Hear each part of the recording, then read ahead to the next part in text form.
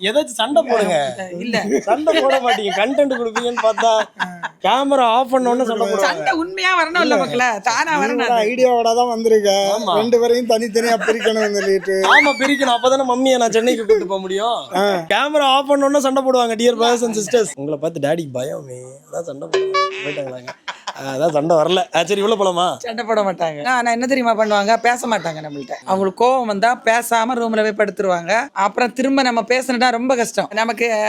என்ன சொல்றது மக்கள், அது வந்து கன்வின்ஸ் பண்ணி அதாவது தப்பு வந்து மம்மி மேல இருக்காது, அவங்க மேலேயே தப்பு இருந்தாலும் பேசாம உம்முன்னு ஆயிருவாங்க. டூட்டி பிடிச்சி வந்தா கூட அப்படிதானே. அப்ப மம்மிக்கு கில்ட்டி ஆயிரும். ஒருவேளை நம்ம தான் தப்பா ஏதோ சொல்லிட்டோம்னா அவங்க கிட்ட போய் பேசுவாங்க. அந்த அக்யூஸ்ட் பார்த்து பார்த்து பார்த்து பார்த்து நம்மளையும் அப்படியே நினைச்சிட்டே வருவாங்க வீட்டுக்கு. காக்கி கலர் கூட பழகி பழகி பிள்ளைகளையும் அப்படி ஒதுக்கி வச்சது மாதிரி பார்ப்பாங்க. பார்த்துட்டு அவங்க பாட்டு தூங்குவாங்க, எழும்ப. அது ஒரு இதுவா என்ன சொல்றது, நடமாடும். அது ஒரு ரக்கடு இதாயிடுச்சு நீ அவங்களுக்கு. அப்படியே மனசெல்லாம் யாரை பார்த்தாலும் அக்யூஸ்ட் மாதிரியே பார்த்து. ஓகே ஓகே ஓகே, நம்ம உள்ள போலாமே இதுக்கு மேல